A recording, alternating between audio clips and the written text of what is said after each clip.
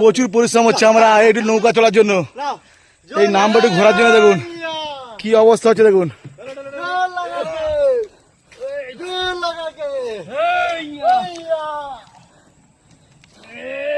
আমরা এই শান্তি করে আসে চলবো।